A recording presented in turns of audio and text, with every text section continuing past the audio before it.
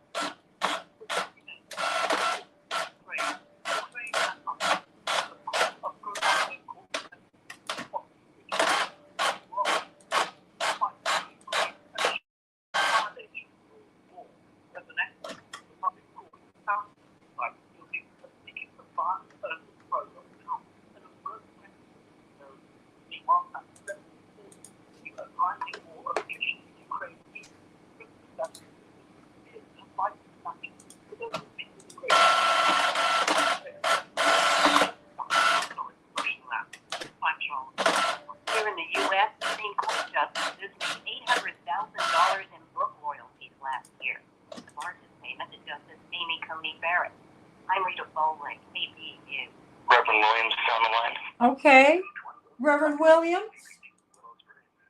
Good morning, how are you? Girl, I'm glad to hear your voice today. You too. Glad to hear your voice. How are things going? Things are going well, thank you. How about for you? You know, I'm sitting here in isolation. I was with a friend running errands, and she got COVID, pneumonia. Oh, no. I know. Well, I mean, I come out tomorrow, but you know, I just out of an abundance of caution, you know, I just, you know, and you know, I called everybody. I didn't really see anyone though, so that was a good thing. But you know, I was gonna go away this weekend, but clearly I couldn't do that because you know, I was like, we must reschedule. You know. So there it is. You know, that's life. This is Joan Esposito, and here at WCPT. It is life, but how you doing otherwise? We have to talk sometime soon because I need you to help me to wrap my mind around what you want me to do. Okay. Please. You got me all intimidated. Oh, no, not at all. Not at all. Lord Jesus. It's gonna be all right. Just pulling these last little bits together here. Oh boy. So, you know, we've got okay.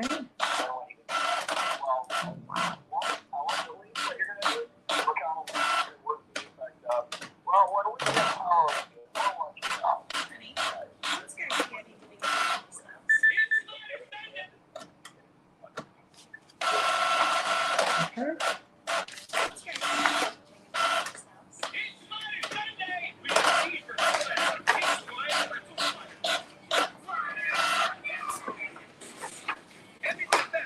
All right.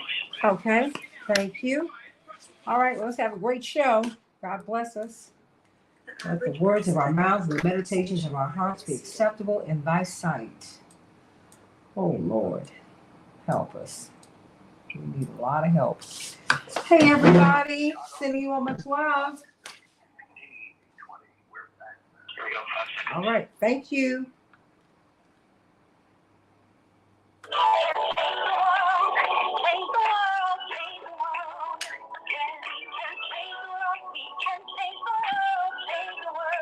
This is the Santita Jackson Show.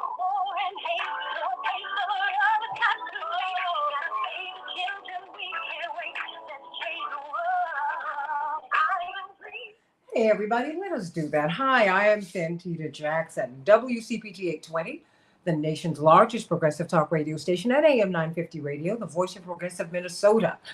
I want you to meet my morning stars on the Santita Jackson Show YouTube channel. I have a lot of great conversations over there. The Santita Jackson Show YouTube channel and the Santita Jackson and Friends Facebook page. I want you to be my friends. Please become my friends there. Every other page, a lot of people try to join the Santita Jackson page. That is not the page. They keep pushing people off because you have a limit.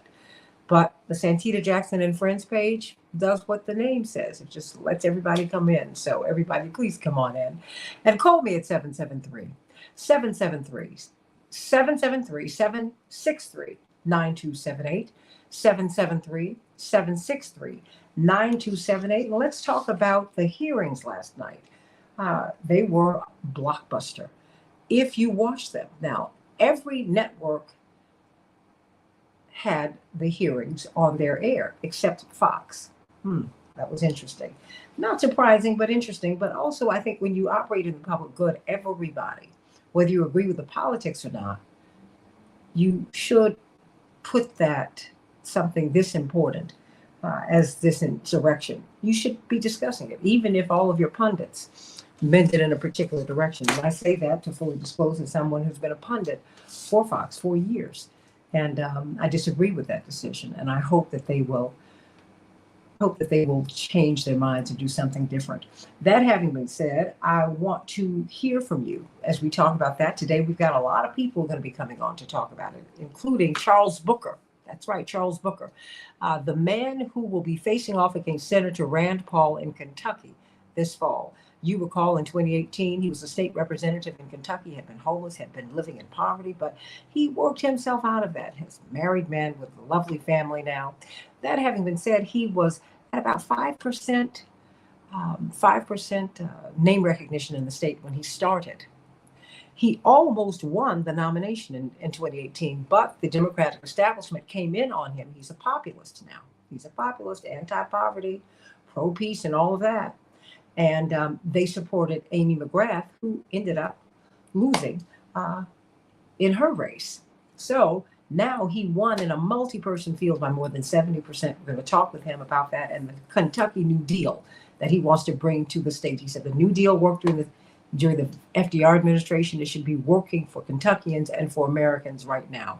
We're going to have Illinois State Senator Delia Ramirez and Jonathan Jackson, both congressional candidates, she in the 3rd Congressional District, he in the 1st, and they're going to be endorsed by Bernie Sanders. Next week, he's going to be coming in to endorse them both.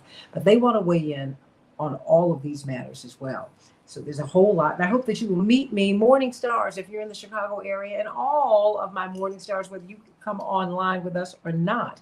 I hope you'll meet me at the New Covenant Baptist Church at 77th and Cottage Grove at 6 o'clock on Monday evening, 6 o'clock on Monday evening. Jonathan Jackson is hosting this town hall meeting, trying to really find out what your thoughts are about gun violence in particular, something that bedevils us in the country, in Chicago, everywhere right now. But we're going to be from 6 to 8. I'll be moderating it, but you're going to have Hermine Hartman and a lot of great Chicago journalists who will be asking some pointed questions of him and of you. So let's be there. And then June 18th through the 22nd, can't believe it's almost here.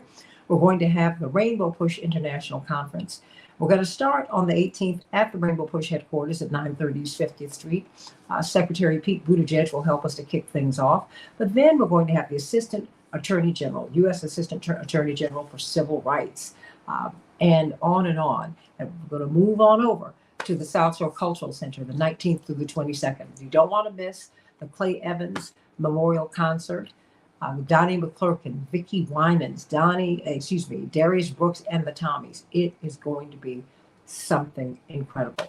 And a lot of great stuff. We're going to talk to Daryl Jones about this great voting panel, Black Voters Matter, LaTosha Brown. It is a free conference. So please go to rainbowpush.org, get registered, or just show up at the South Shore Cultural Center or at Rainbow Push at 50th and Drexel.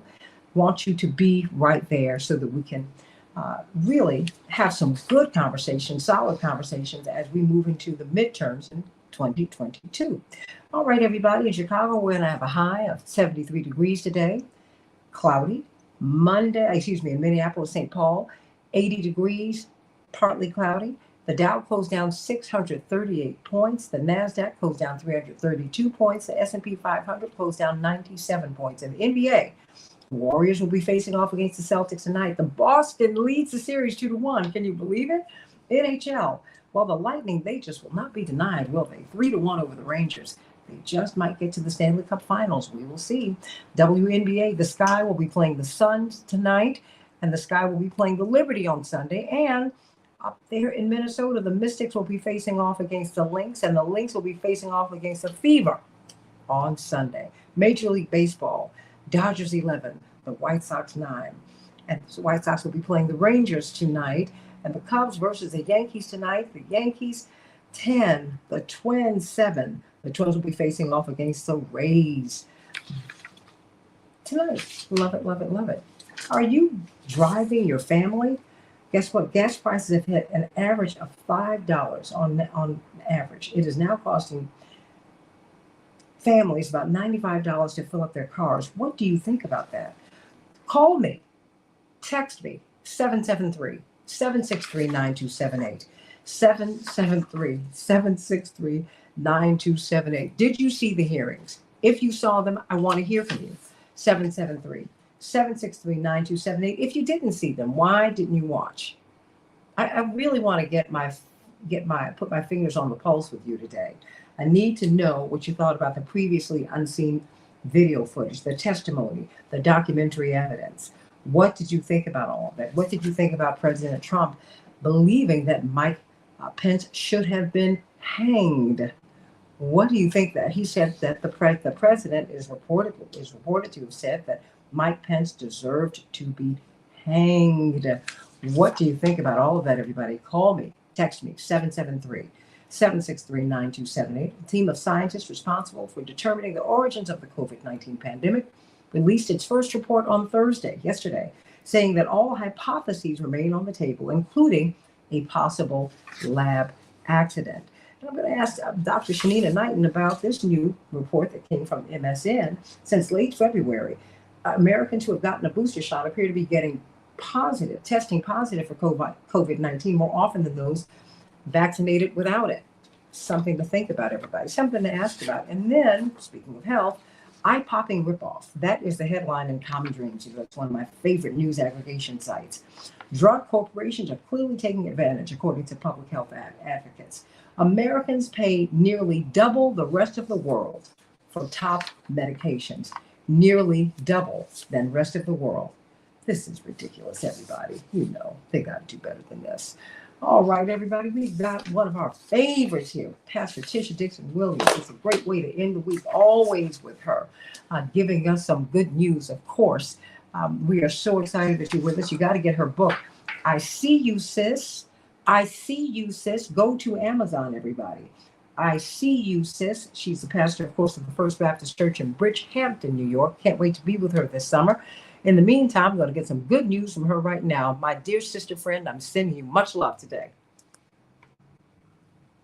Thank you, Santita. Good morning, everyone. And as always, thank you for helping me set up my Friday in the absolute best way.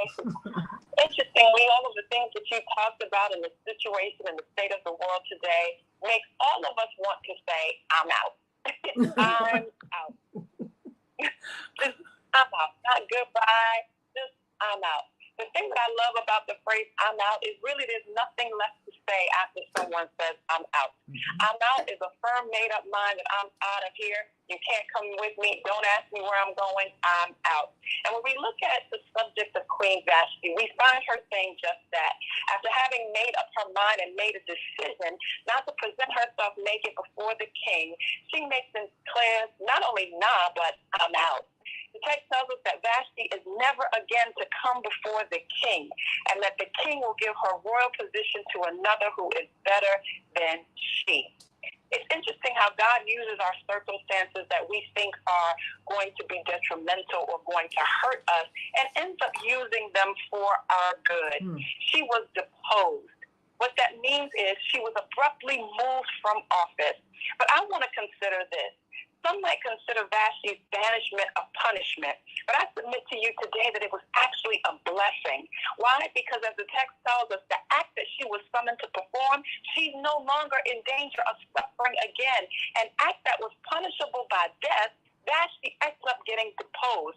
She was deposed but not destroyed, dismissed but not destroyed, disregarded but not destroyed, disrespected but not destroyed, dishonored and disgraced but not destroyed. Your banishment today, the places that you are no longer able to go or have to go, what you might consider a banishment as punishment, is actually your greatest blessing. She's no longer in danger of suffering disrespect again, no longer in danger of the drunkenness, no longer in danger of the delegation. What are you in danger of today? I'm talking to someone this morning. Even right now, you're detained in your position, dying on a dead-end job, dancing around the divorce, deterred by a dream deferred. But God wants you to know today, like Vashti, all it takes is a decision. With one decision, God can move you from a space of doing what you got to do to never having to do it again. You can live in destruction, or you can decide to live out your destiny, all by making the decision to say, I'm out. Being banished could prove to be your greatest blessing, even if it costs you the crown. I'm listening to some people today who can say right where they are, you know what, I'm over it. I'm out. And you know what? We have no problem saying I'm out. Can I prove it to you? We say I'm out of money. I'm out of time. I'm out of patience. I'm out of my mind, or I'm just out of it. But when it comes to saying I'm out of people, places, and processes that have proven to be problematic and traumatic, that's when we have the issue. It's the fear that you'll never be loved, the fear that you'll never have a better job, the fear that no one will get you like they do, the fear that you're being ungrateful or selfish. If that's you today, the Lord would have me to tell you to stop saying good night where you should be saying goodbye. Somebody, it's time to say I'm out. When your gut tells you to, when you're no longer appreciated, when the environment is hostile, it's time to say, I'm out. When you don't feel like you're able to be yourself, when their words never match their actions, when you're shrinking yourself to make them look grand, it's time to say, I'm out. When you're progressing and they're regressing, when you have a thirst for knowledge and they're stuck on stupid, when you've done the best that you can and they refuse to understand, somebody say, I'm out. God doesn't want you to suffer in a place. God wants you to be victorious in your place. And so today, on this Friday, the good news is you have the power to declare, I'm out. I'm out. Whew. You know what? I needed that today. Thank you for that. Because there comes a time in your life when you have to say, I'm out. I'm out. Whatever it is. Whatever it is. And you're the one with the power. That's the beauty. You're the one who has the power to leave the abusive relationship, whether it's physically or emotionally abusive or both. You're the one who has the power to change your body, to change your mind. You can say, I'm out to old thinking. I'm out to a body that does not work for me anymore. Everybody, if you're too thin or if you're too heavy, if you're just not healthy, say I'm out. Move forward. We love Pastor Tisha, Dixon Williams. Everybody get the book. I see you, sis. Sometimes we need to be seen. We always need to be seen. We're looking for validation. I see you, sis. I love you, sis. Whew, I'm out. I know Dr. Shanita Knighton heard that today from Case Western Reserve University because she is good for, you know what? I'm out. Dr. Shanita Knighton, infection preventionist. Are you out, Dr. Knighton? Good morning. How are you? Good. Good hearing your voice. Good hearing your voice. You know, I have a question for you. I have a question for you. I came across this yesterday, late yesterday. You know how I am. Okay, you can wrap me on my knuckles later. But since late February, I'm reading from this MSN report. Americans who have gotten a booster shot appear to be testing positive for COVID-19 more often than those vaccinated without the extra shot, according to the CDC. People who've been boosted are testing positive more often. Is it because people? I mean, this is just speculation on my part, but are we not observing the safety protocols the way that we need to? Because many people, I think that when we hear vaccination, we think inoculation. We think of has because they changed the definition of vaccination to accommodate how how this medicine performs, right? And the thing is, people really feel that they don't get it and they can't spread it. I'm like, oh no, no, no. This vaccine was for you. It stops you from getting sick, but it doesn't stop you from getting other people sick. And now we're seeing a lot of people have COVID and they're getting sick with it, Dr. Knighton. What's going on? I mean, just can you give us some ideas? Well, for one, I just want to bring up that I don't even think this is a matter of people being vaxxed, unvaxxed. Mm-hmm. Some following protocols more than others, meaning like the vaccinated following more than the unvaccinated or vice versa. Like, I don't even think this is that. I think that this is just honestly a situation of where it's a people issue. And I'm saying like literally a people issue. I've seen people that are not vaccinated still not want to abide by infection prevention and control practices in order to keep themselves safe. And I think unfortunately it has been the media in our country that has divided people in that regard. Meaning that when one of the things that I have a problem with is that there's people that still won't believe that a cough is a cough or a sneeze is a sneeze, and I continue to bring this up. Out in places where I would say rebellion against, like, let's say, wearing a mask is real or practicing hand hygiene adequately. I've seen the practices of people, and it's actually, it's shattering, right? Because it's like, wow, did we just really go through 2 years of where there wasn't one person on this earth whose world has not been impacted. Even if you are a celebrity and wealthy, when you went out and interacted with the rest of people, you still had some sort of impact that this had on your life, whether you believe it or not, okay? So the problem now that we're experiencing is that many people still do not want to learn infection prevention practices to incorporate it into their daily lives and don't understand that it'll keep them safe. Reason being is because it's been told, oh, well, if you're not vaccinated, then pretty much you're going to die. If you're not vaccinated, then pretty much we're going to neglect from giving you care. If you're not vaccinated, you can't come into this restaurant. If you're not vaccinated, you can't come on this plane. If you're not vaccinated, you're going to lose your job. If you're not vaccinated, you can't come to church. If you're not vaccinated, you can't come inside of this thing. If you're not vaccinated, you can't be a part of our family event. I've seen it happen time and time again, and we've seen it happen. So imagine, Santita, all of those people that have lost jobs, lost relationships, lost opportunities, simply because they did not get the vaccine. And the irony of it is the vaccine was really intended to keep them safe as a person, to make sure that they had clinically relevant symptoms reduced. So now here it is, we're 2 years later. Everything is still running rampant. Vaccinated and unvaccinated are sick. And then the New York Times had an article yesterday saying that this is the first time that COVID deaths for white people have outpaced minorities, right? And so it's just like really at this point, because there are more people, more white people than there are people of color, it's like, okay, what do these trends tell us? Does it tell us that we're still not doing enough? And I would say that we're not doing enough. COVID dollars have gone away. Public health dollars are still the same, and people are still doing the same practices. I just had a conversation yesterday with you about something as simple as lip balm, right? We're always talking about how the buffet spoons at the cookout, and the sharing of those. We talk about the coughing over food, and, the simple fact that mine has a protocol is you have to put a mask on before you serve your food.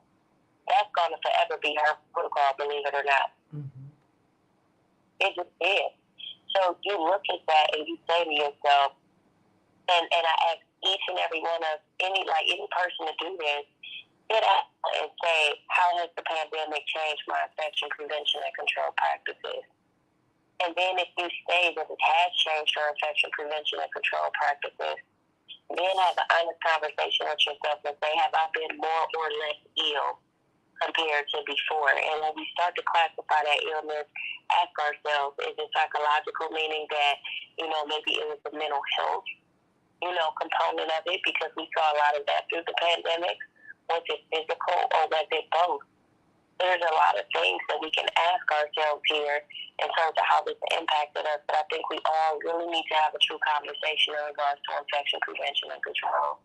The fact that even stores are no longer wiping down keypads, mm-hmm. and they're not keeping their employees safe, mm-hmm. It's of concern. Mm-hmm. And the thing is, of course, Santita, we have monkeypox, right?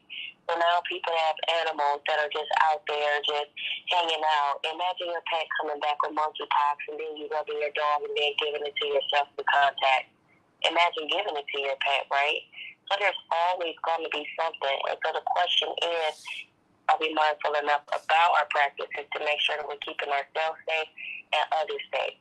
So when we talk about people being more ill than others or not, the question really does come down to psychologically, what has this country, specifically the media, lawmakers, etc., done to people regarding the vaccine, making people feel bad opposed to empowering them. Mm-hmm. The key to this whole situation would have been to make sure, you don't want to be vaccinated? Let me make sure that I can show you other measures, other risk-lowering measures that can keep you safe.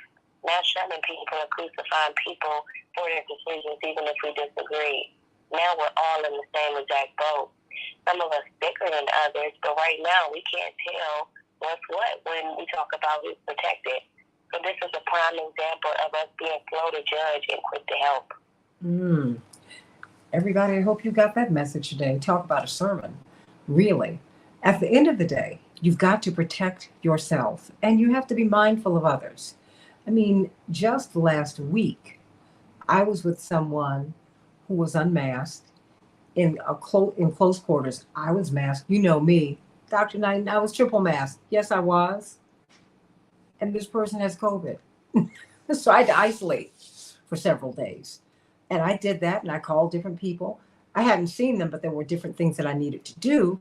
And I said, well, I've had exposure to COVID, so I'm going to wait 3 days, wait for my viral load to build up if there is one, because I want to ensure that I don't get it. And more than that, I don't give it to you, even if it's in its latent, nascent stage. I don't want to do that. And do you know what? Several people thanked me, Dr. Knighton. They said, wow, that's really nice of you to tell me. I was like, what's going on out here? You all, it's not the scarlet letter. Just go on. And if you've been exposed, tell the people you've been around so that they can know and they can take appropriate action, take appropriate measures. Love you, Dr. Shanita Knight. Can't wait for you to get your book out here. Everybody, it's politics today on the Santita Jackson Show. Want to hear what you thought about the hearings last night. Going to talk about that. And what about these 73 precincts that have been closed in Chicago? Up to 120,000 Chicago voters might not know where to go vote on June 28th. Back in just a minute. Dr. Knighton, that was great. Thank you so much for that. Thank you for that. No, that was like... Absolutely. It is the answer right now.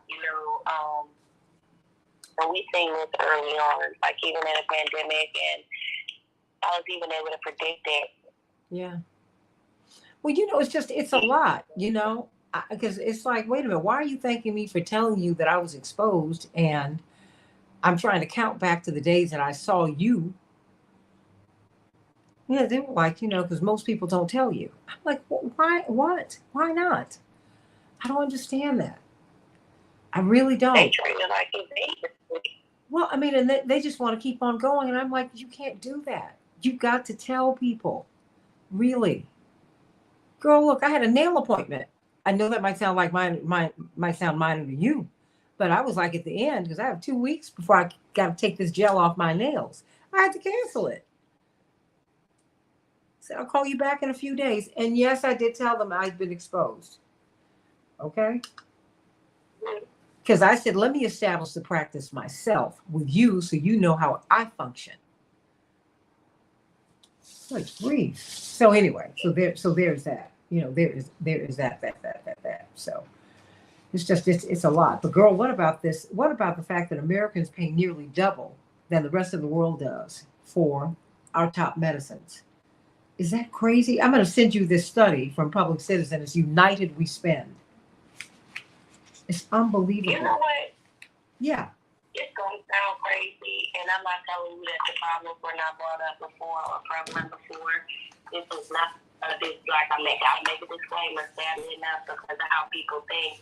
This is not a thing about supporting Trump. One of the things that I will say is that even if it was brought to my attention, let's say in a radical manner, unpolished manner, this and the other, I'll be honest, some of the issues in regards to, like, let's say the drug pricing, right, and the whole quest of trying to, like, lower it and I think make things more equitable. And I don't care what people say in regards to the selfishness that might have ensued.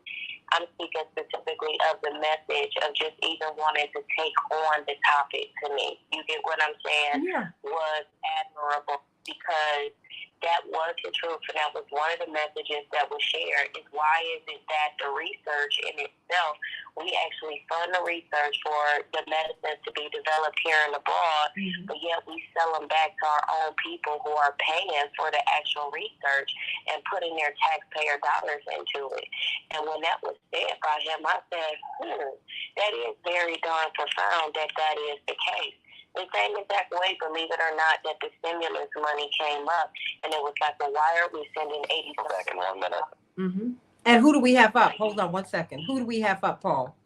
We have Shapiro, Attorney Hoffer, Attorney Jones. I'm currently trying to call Brandon Johnson right now. Okay, I'll send you Patillo's number as well.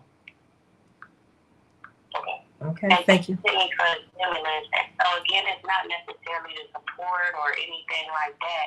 But I'll be honest, a lot of stuff was brought up on my radar. So as you bring up that whole medicine thing, that medicine thing was one of the things that, yes, I had paid attention to, but I had never recognized that it was that bad until, even though it was unpolished, it was brought up in regards to being a problem that needed to be dealt with. Let me tell you something. A broken clock can be right twice a day.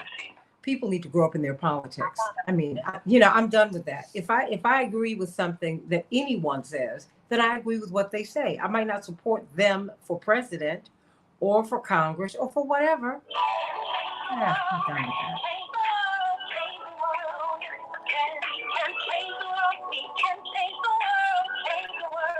This is the Santita Jackson Show.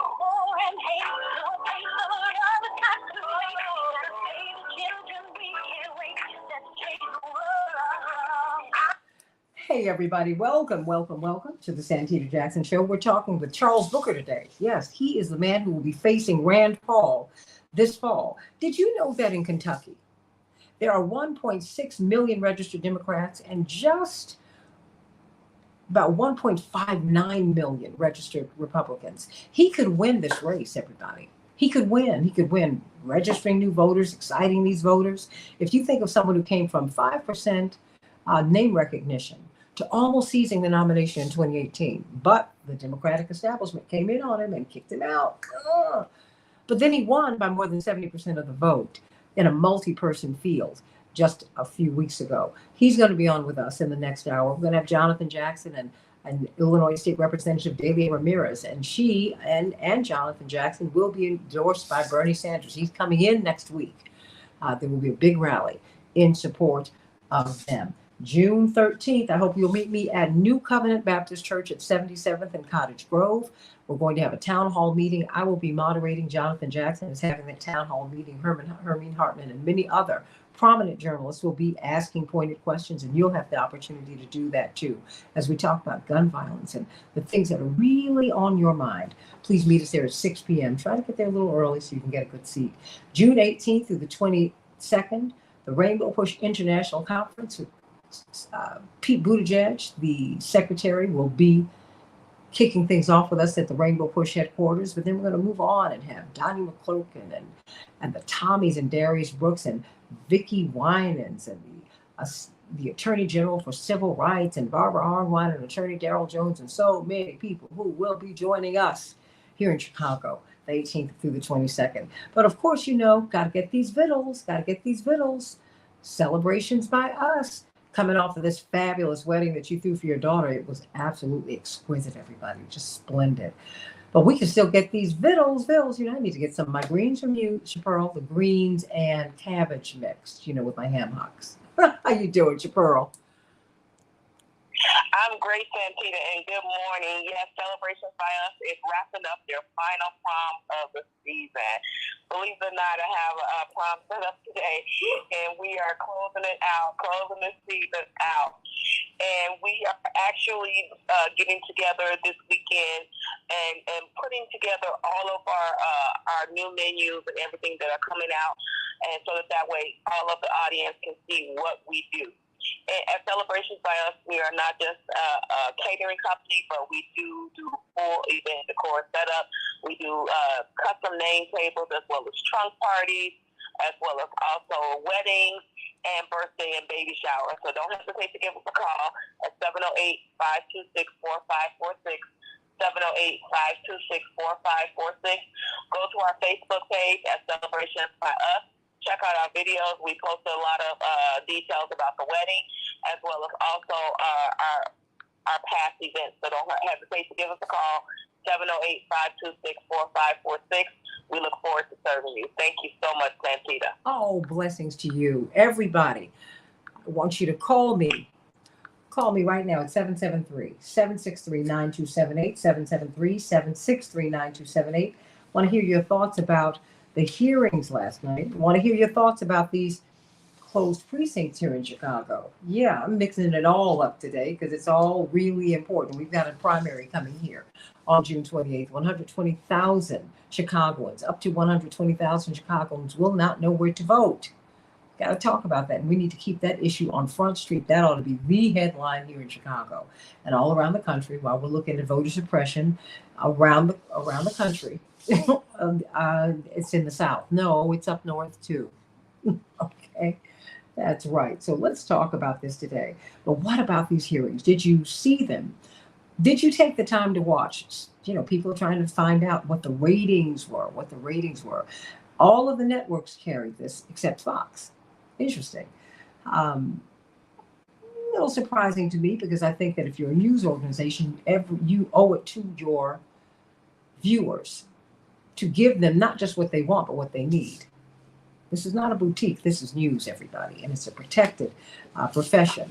Our founding fathers knew that in order for us to be free, we need a free press, which we do not have right now. So that's something that we have to fight for, which is why we need your support in progressive media, because we are independent media. I've got a tremendous panel. We have got Attorney Darrell Jones, from the chair of the Transformative Justice Coalition. We have got Attorney C.K. Hoffler, who is the chair of Rainbow Push and the immediate past president of the National Bar Association, the largest and oldest Black bar association in the world. We have got Cook County Commissioner Brandon Johnson, who's with us. Attorney Robert Patillo sneaking in under the line. Bless his heart, he's been all over television this week, as has CK. It's been great. Before I go to the rest of the panel, let me go to you, Commissioner Brandon Johnson.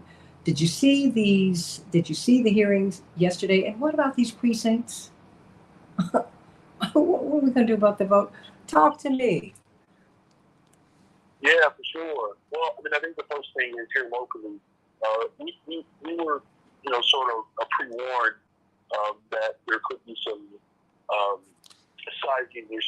relates to this upcoming election for a variety of reasons. Everything from, not having enough locations that were willing to make themselves available, not having locations that can actually accommodate, families with disabilities, or just the time frame. What we've been doing is looking into, obviously, with some level of urgency, especially because we're dealing with a remap and there's a reconfiguration of a lot of these districts. And so, therefore, certain precinct locations that were available during the previous map are not available in the new map. And so, with some urgency, we obviously are pushing, the county level of government in particular to reach out and find spaces that can accommodate, the interests of our residents and our constituents. I think, so I'm happy to dig into that a little bit more. But I think the other dynamic as far as the January 6th hearing, and I think the one thing that just jumped out to me is that it's very clear that, Trump's administration, they were informed of the outcome of the previous election. The fact that they were unwilling to accept, what has been even with all of the imperfections, has been a sort of a relatively, dynamic process where winners have been made clear.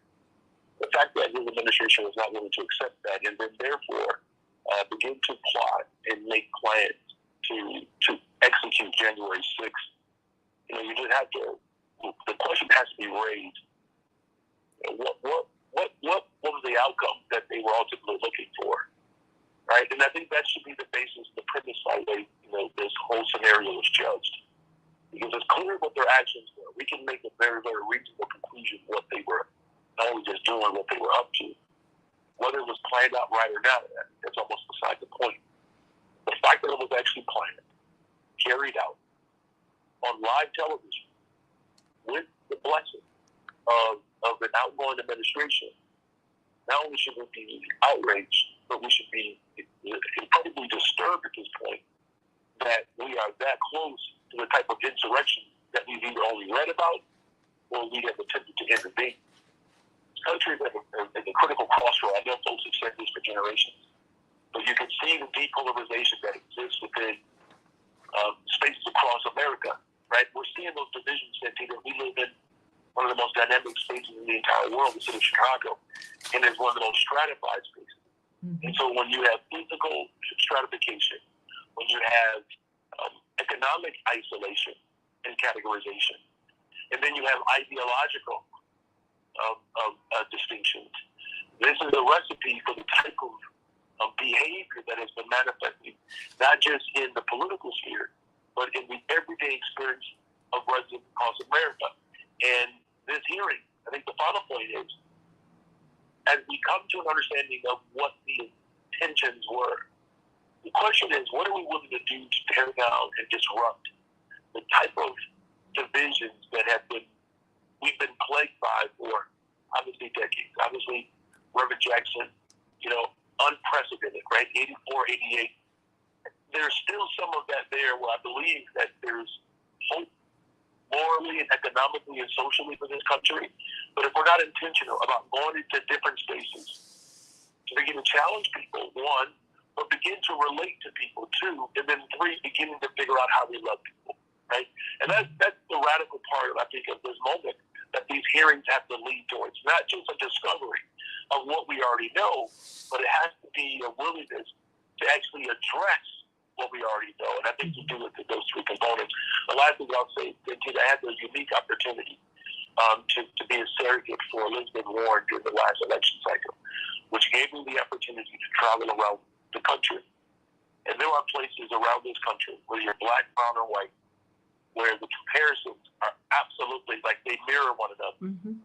There's abject poverty in places like Iowa, just like there are in Detroit. Mm-hmm. And the only difference is the complexion of those who are living in it.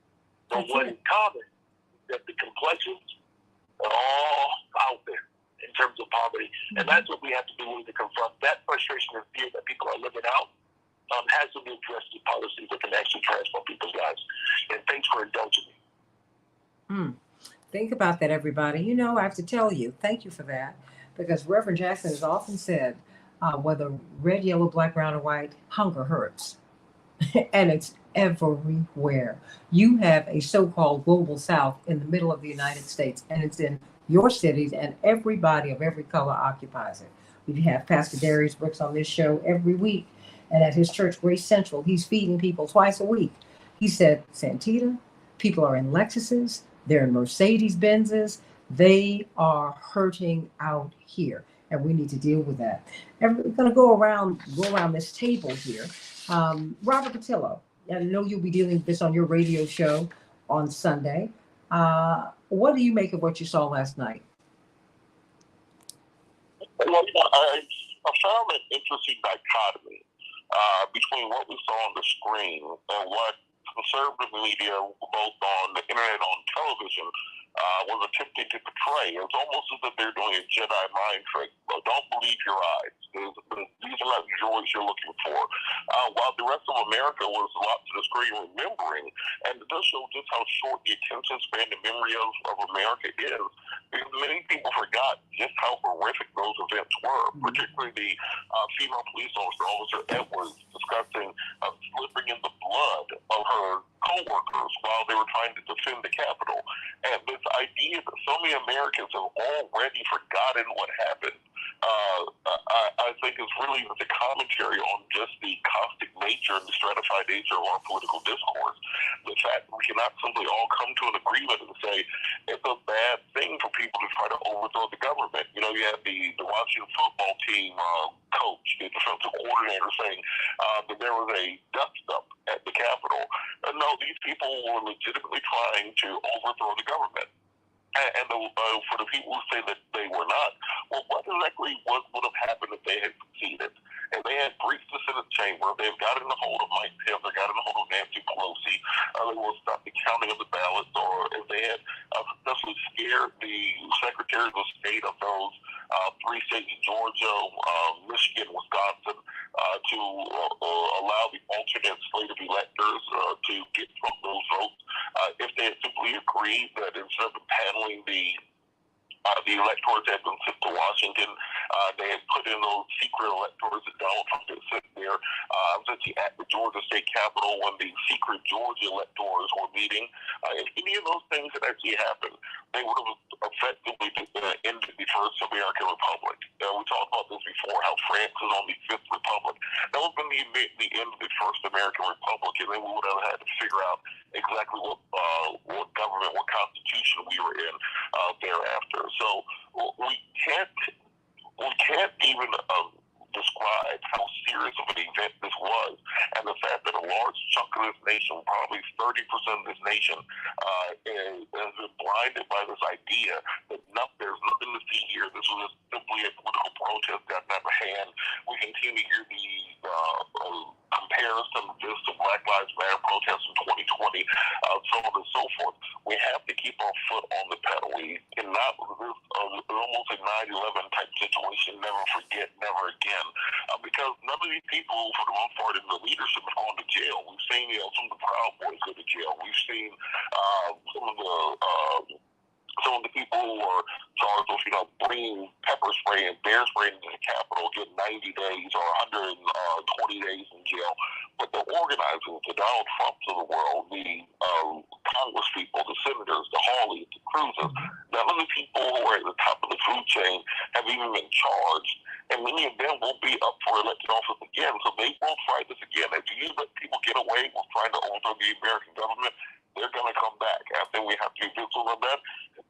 And the Attorney General, Merrick Garland, is going to have to hop out of his chair and take some serious federal charges against some of these officials if they really want to make an impact to stop this from happening every single election around the country.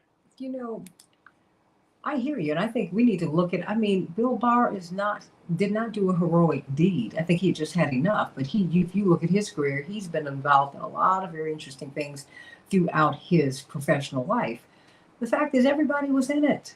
Everybody was in it. They knew where this was headed. Americans get down like this. We are seditious and revolutionary. We do a whole lot of things, CK. But watching that video last night, from different angles, watching the police officer who sustained the brain injury, it was just, it was hard to watch. And it was hard to hear them go through this last night. What were your impressions? Well, it was hard to watch. Good morning, and everyone. It was very, very hard to watch. Frankly, the whole hearing was very hard. And it was hard because at the end of the day, I really wonder and am skeptical about what is going to happen. Which federal legislation? We oftentimes have hearings. Actually, whenever there's devastation, mass shooting, and all this, we have hearings. We have all of these symposia and all this stuff to discuss the problem, to discuss what we need to do. But at the end of the day, nothing really happens because we go back to the same old political dynamics where you have a Senate that's not willing to pass legislation that would really, really address some of the underlying issues. But it was very, very hard to watch. It was insightful in the sense that I think a strong case was made and all the issues were discussed, and it's just been heart-wrenching. But Santita, my concern is we got to get past that and go into action. And that's what we always get. There's always a bottleneck. We're great on the talk. We're great on the dialogue. We're great on presenting the evidence. And if the jury is the American public in the world, we're great on presenting everything to them. But we never get to a verdict. The verdict is what you do. And that's what is controlling and a concern to them. That's a profound point. I don't hear anyone talking about that. What do we do and who do we get? You know, we are willing to put people who are on the lower rungs of the ladder. We're willing to send them to jail. We're willing to send people who stand up for the poor to prison. But the mighty, the masters of the universe, not so much. Attorney Darrell Jones, your thoughts? You know, Santita, I listened to what Robert has said, and I listened to what CK has said. And, you know, when I watched this, I don't even know what to call it, that they wanted to take over the Capitol and that they were charged by the president to go over and do it. And that's what we repeatedly heard was the charge that was there. And I saw the masses of people as they converged and were going across the mall in D.C. headed to the Capitol. I mean, just a mass of people with anger filled, and the police trying to stop them, unable to stop them as they were headed to the Capitol to take it over. And I thought for a moment about what happened 2 days ago when there was a person that simply threatened and was near the property of Justice Kavanaugh. And how quickly he was arrested, put away. None of these people had that happen on the way to the Capitol. The president had the ability to reinforce the police that were there, and he didn't do it. The more that we heard about the inactions of the White House, the more that we heard about the information of everything that they knew, the more sorrow I felt for the Capitol Police and those that were charged with protecting everything. And it just got to a point where it was like the police were under siege, the elected officials were under siege, the country was under siege. The question now becomes, will America remember? You know, I think Congressman Benny Thompson said last night that the world is watching to see what we do. Well, I think the real question is, America needs to watch. America needs to see what's happening so we can make a determination of what to do. You know, I give kudos to Representative Liz Cheney. She and I obviously don't see alike on a lot of things. But the one thing that she said, and I give her credit because she's stepping into a pathway where she's going against the mainstream of her party and putting herself at risk that way politically. But the one thing that Liz Cheney said that, I think just rings true throughout all of this, that many members of the conservatives were lining up behind President Trump and did not want to do anything against the president. Her statement was, President Trump will be gone one day, but their dishonor to this country will remain.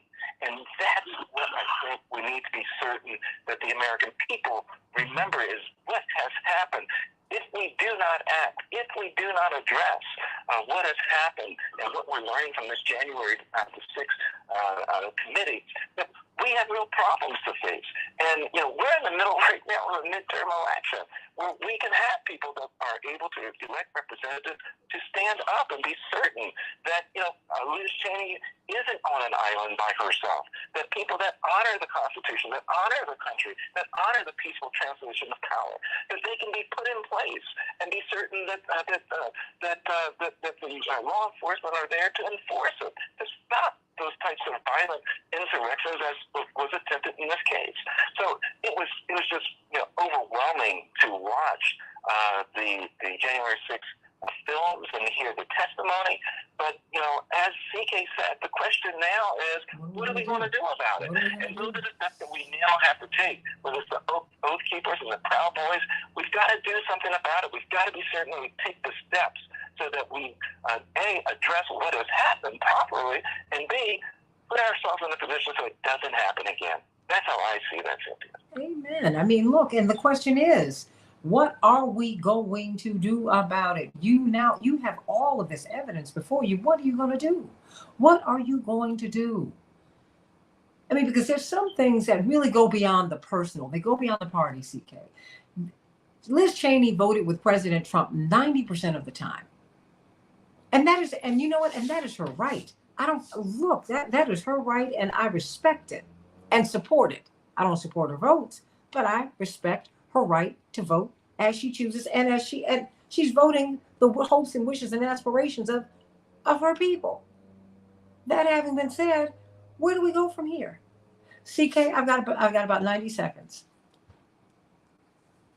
I don't know if people realized if they were struck the way I was struck, and I felt this way when it first happened, how close they were to taking over the Capitol. This attempted coup d'etat almost succeeded. They were very close to succeeding. Had there been different dynamics, they would have succeeded. And that's what also struck me. It was devastating. So as we watch this, what are we going to do? That's it. What are we going to do? Well, and there's, I have to tell you, there's a lot to do. There's a lot to do. So I want to know what you're going to do. What should we do? We're going to be talking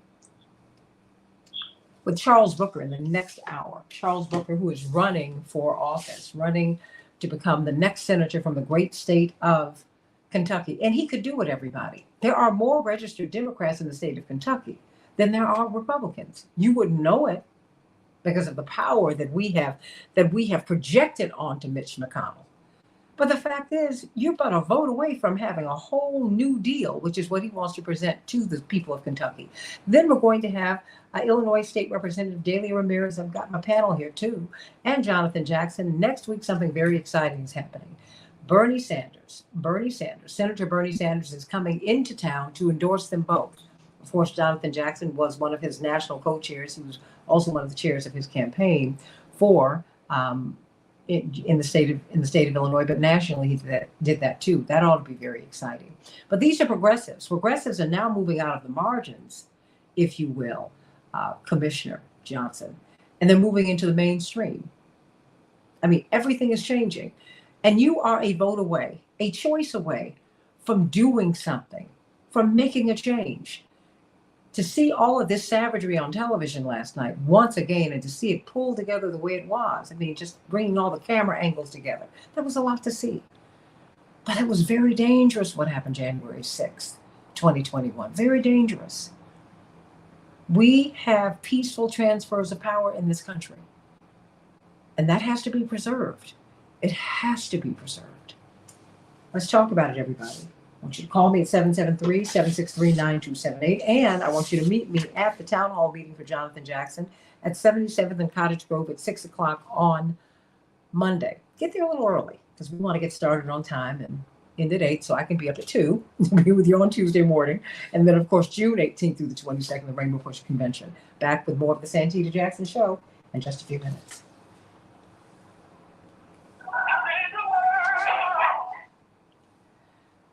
Oh boy. I wonder if we're going to do anything, CK. That is the question. I don't know. I don't know. I mean, as I was watching all of that, I said, I don't know, because I'm still trying to figure out, because we had Ray McGovern, who used to be the head of, I think, the National Board of Intelligence Estimates. Bottom line, he used to brief the President of the United States. He's the person, among the first persons, aside from family, that the President of the United States sees. So when I've had Mr. McGovern here on this show, and some of you have questioned his loyalty to the United States or his patriotism, are you serious? He's a CIA officer who would brief the president. Thank you. That's what he does. He said, I spoke with some of my old contacts. He said, I'm no longer active. But you remember when this first happened, CK and Robert and Daryl and Brandon Johnson, Commissioner Johnson, there are about 2,500 agents, officers, Capitol Police, who are up there every day. Only a fourth of them were there that day. Will someone please ask and answer that question? Where were they? Anyone who knows anything knows, and if you go to Washington, D.C., when I was a child, that was an impregnable fortress around the hill. And now it's even more, of course, they got blockades and whatnot, but you can't just roll up on the hill, Capitol Hill. Oh, no, you don't do that.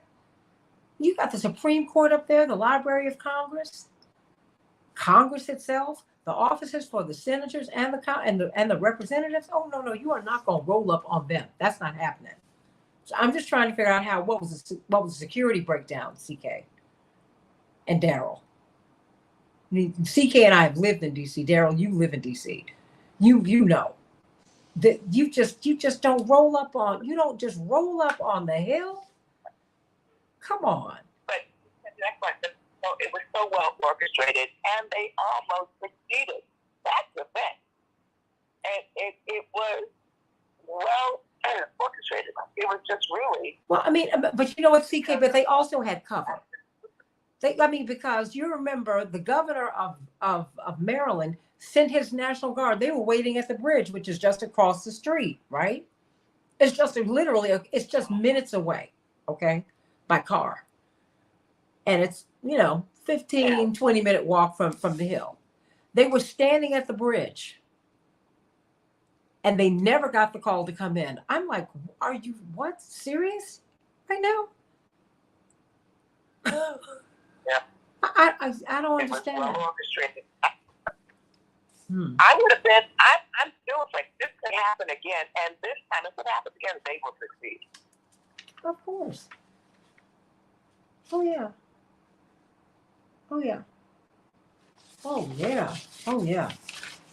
But that lets you know that but there is, look, many of our institutions, they go after people who fight for peace and civil rights in this country today.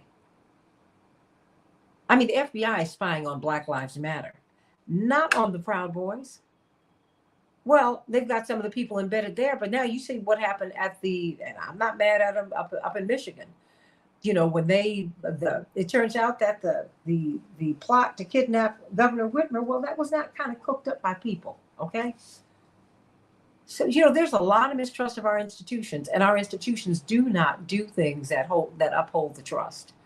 It's ridiculous. Well, to your point, you got a better shot at catching someone going 5 miles per hour, or you're parking. Okay, wait a minute. You're just a little distorted right now. I want to hear you. Okay.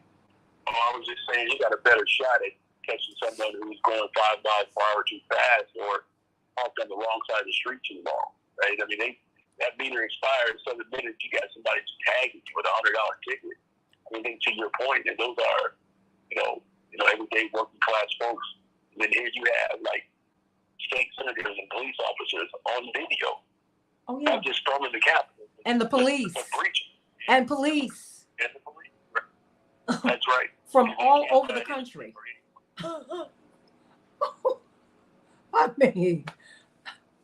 Police from all over the country. Let's not forget that part.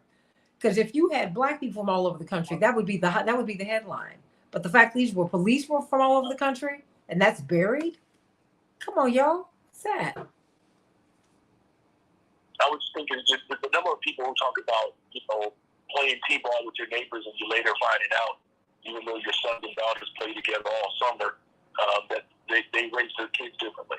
I mean, that is becoming that much more apparent and widespread. And you saw this play out with the pandemic and whether or not you should wear a mask. Should kids go back into buildings, right? I mean, the stratification that we alluded to earlier is just getting sharper and sharper, and it's going to be the action, that we take to go from community to community, town to town, and being okay with our truth, but also challenging one another to see each other. That's going to take some work and some leadership, Santita. Oh, I agree. Well, look, keep trying, Paul. Keep trying. The West Side birds are loud over here. Sorry about that. I'm on the porch. Oh, no, that's okay. Birds get loud. No, I just want to make sure your sound isn't distorted so we can understand you, everyone. Yes. CK, let me hear you really quickly. Okay. 1, 2, 3, 4, 5. Okay, that's better. Okay, all right. These mobile phones, I think we have a workaround on my issues with StreamYard and Facebook. That's Coming right. back in 30 seconds. Trying to work through that. And let me know when you get State Representative Ramirez and Jonathan Jackson. I think they'll be up after. Jonathan, I think about. on the line. Oh, he is okay. Let me know. Okay. Thank you. Okay. Okay. Hey, Jonathan. Hey, sweetie. Love you, Johnny. Hold on, honey. 10 seconds. Okay.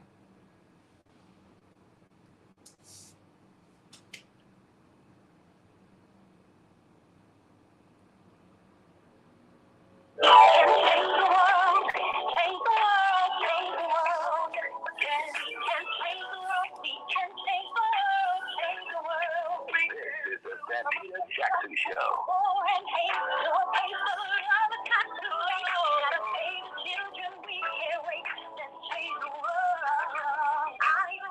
Hey, everybody. Welcome to the Santita Jackson Show, second hour, Friday, June 10th, 2022. I am Santita Jackson, coming to you from the nation's largest progressive talk radio station, AM 950 Radio. The voice of progressive Minnesota, and WCPT based here in Chicago. We used to be Air America, but now we're the Heartland Signal. Follow us on social media. Call us at 773-763-9278, 773-763-9278. And you can also reach out to me, meet my morning stars on the Santita Jackson Show YouTube channel, the Santita Jackson Show YouTube channel, and the Santita Jackson and Friends, Santita Jackson and Friends Facebook page. That is the only place I can accept friends, everybody. Facebook is kicking everybody else off. But please go to the Santita Jackson and Friends Facebook page and join the chat. Join the discussion that we're having about the January 6th hearing. What did you think about what you saw last night? Do you plan to watch any more? Do you think it's important that we get down to what happened, how it happened, just who, what, why, who was advantaged by this, what was going on? And do you think President Trump will be able to run again behind all of this that we're beginning to see? Got a lot of questions that we need to ask and answer on the Santita Jackson Show. So let's get right to it, everybody. On June 13th, on Monday, I want you to meet Jonathan Jackson and Hermine Hartman and so many others, including myself. I'll be moderating a town hall panel as we talk about gun violence, as we talk about January 6th. There'll be a lot. Jonathan Jackson is here with us to talk about that. And then maybe you can tell us about Bernie Sanders is going to endorse Jonathan Jackson and State Representative Delia Ramirez this next week. How exciting is that? But meet us at 77th and Cottage Grove at 6 p.m. on Monday. Get there a little early so you can get a good seat. And then June 18th through the 22nd, the Rainbow Push Convention. It will be kicked off by, of course, Secretary Pete Buttigieg and so many others, Darius Brooks and the Tommies and Donnie McClurkin and Vicki Winans and the Assistant Attorney General for Civil Rights. So many people will be there. Please, it's free to be there. It's free to come to the convention. Just go to rainbowpush.org, get registered, and meet us on over at the South Shore Cultural Center, 18th through the 22nd. Everybody, In Chicago, we're going to have a high of 73 degrees. They say it's cloudy, but guess what? The sun is out right now, so take advantage. Minneapolis, St. Paul, 80 degrees, partly cloudy. The Dow closed down 638 points yesterday. The NASDAQ closed down 332 points. The S&P 500 closed down 97 points. In the NBA, the Warriors will be facing off against the Celtics tonight. Boston leads that series 2-1. Wow, will they take it all? We'll have to see. The NHL, 3-2. The Lightning are leading their series. They just have one to go, and then they'll be in the finals for the Stanley Cup championship. The Lightning 3, the Rangers 1. The Lightning will not be denied. You got to watch them. In the WNBA, lots of WNBA action this weekend. The Sky will be playing the Suns tonight, and the Sky will be playing the Liberty on Sunday. And the Mystics will be playing the Lynx tonight, and then the Lynx will be playing the Fever on Sunday. Can't wait to watch those magnificent games. In Major League Baseball, the Dodgers 11, the White Sox 9. The White Sox will be playing the Rangers tonight. The Cubs will be playing the Yankees tonight. The Yankees bested the Twins 10-7 yesterday, but they'll come back. Maybe tonight the Rays will be playing the Twins so they can improve upon that record. Gas prices have hit an average of $5 a gallon. It is costing most American families $95 to fill up their cars. Wow.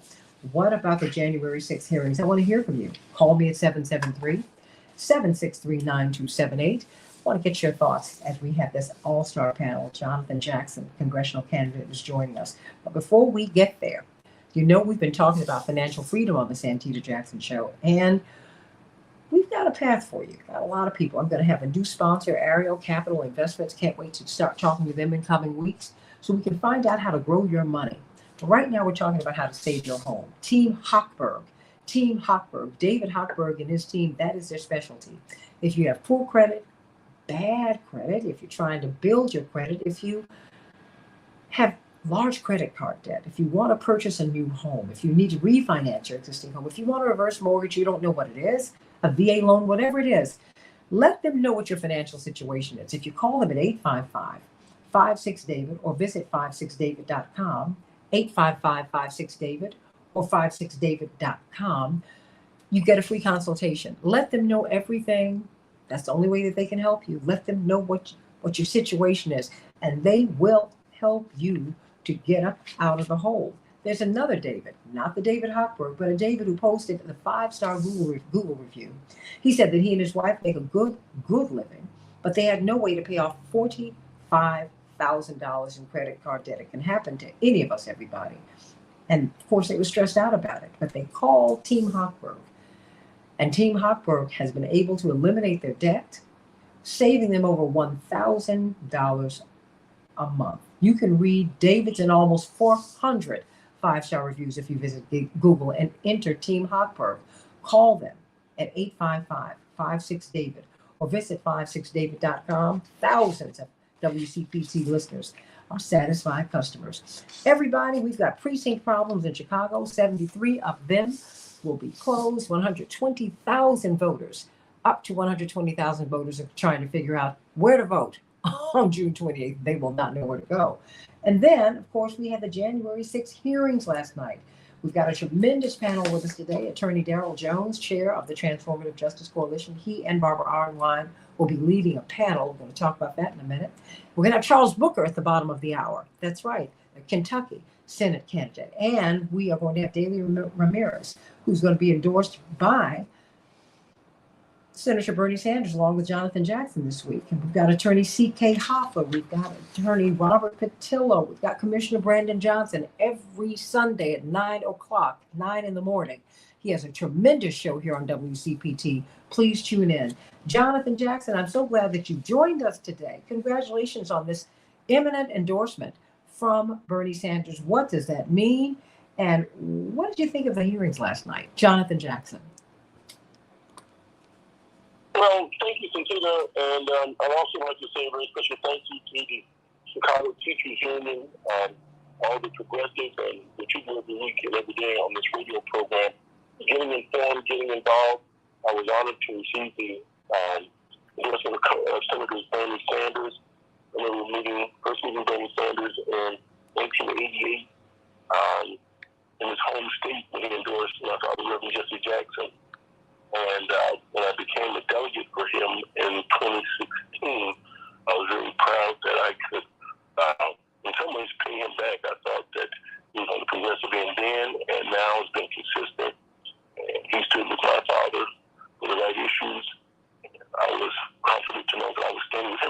district, Medicare for All, in defense of teachers, seeking a cleaner environment, and all the other great stuff. So I'm very proud of that. I'd like to say a very special thank you to my friend, Commissioner Brandon Johnson, and the leadership of Chicago Teachers Union.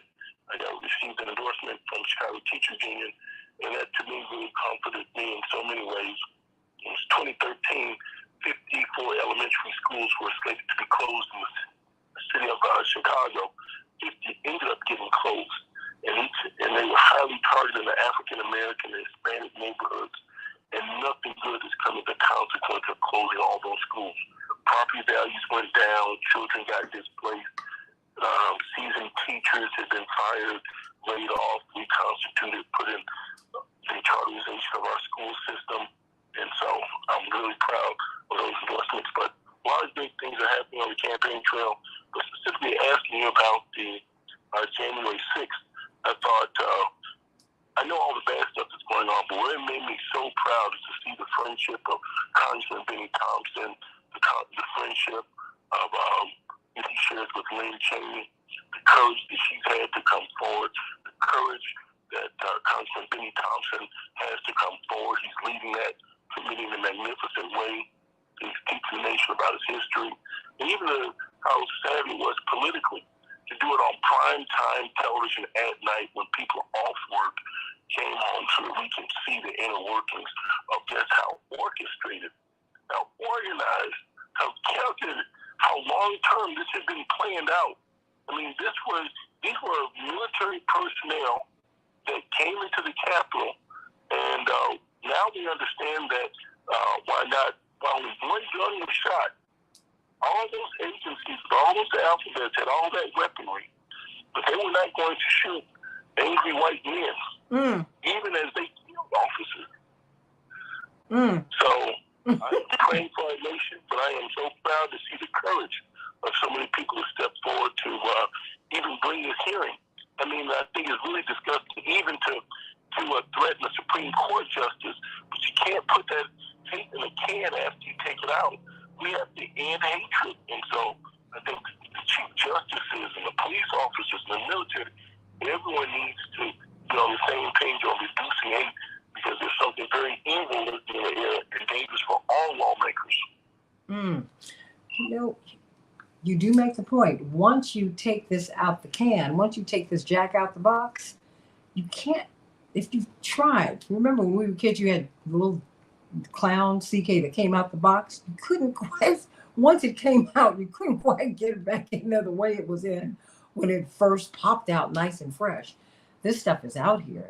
And I think what happened, just the fact that these people were so close to Brett Kavanaugh, Justice Kavanaugh and his family. If they were that close, because Jonathan, you and I have lived with the Secret Service, if they've gotten that close, these people had their hands on the trigger. Because the security is just that tight, is just that good. And the fact that they let us know that this was a credible threat, a real threat, it's a very dangerous time that we're living in. I mean, Jonathan, what do you say to that? I mean, because it seems that our politics have really been amped up in a way that you and I grew up with. What do you think of that? Well, they have to turn this mood around. We can't function in a society where good people are afraid to run for office, or good people are willing to leave office because of their personal safety.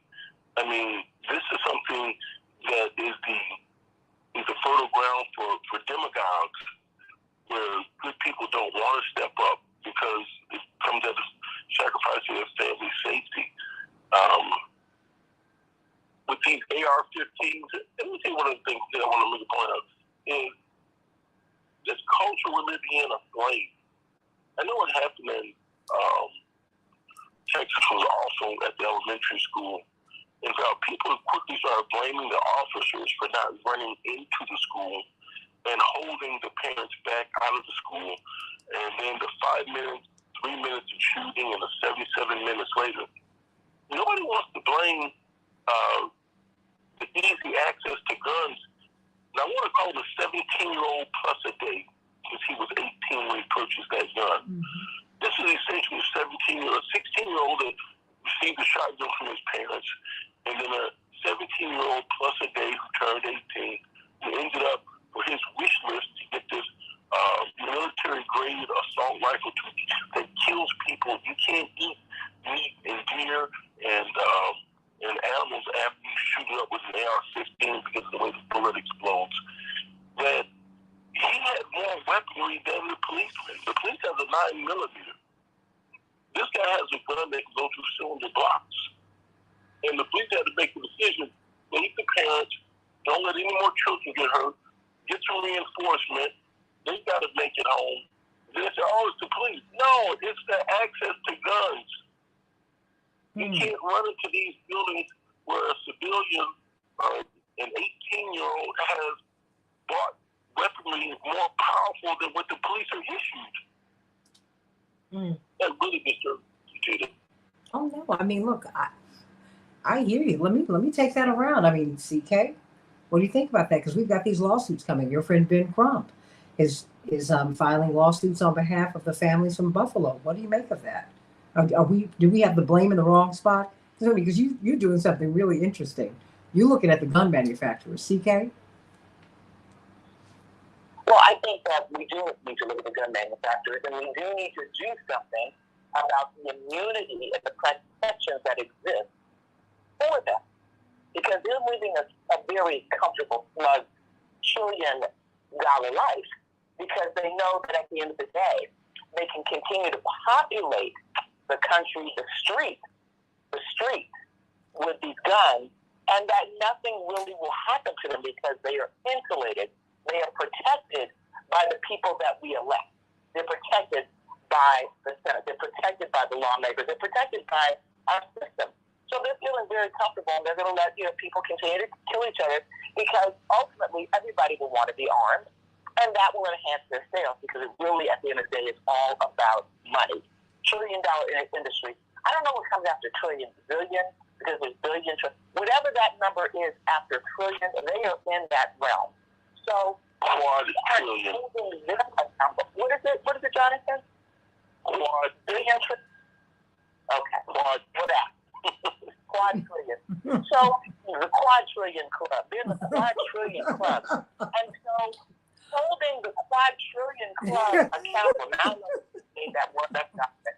Is it in Webster? I don't know. But the quadrillion club, until we start holding the quadrillion club accountable with legislation to stop the protections, like we did with the tobacco industry, the opioid industry, all of those industries, they got nailed because they were able to get sued. So until we stop protecting them, this is going to continue. That's number one. But until we stop with this uneven application of the law, I mean, this was a coup d'etat. Every other country in the world, when there's an attempted coup, everyone involved from top to bottom, head to toe, former presidents, former leaders of they all are held accountable.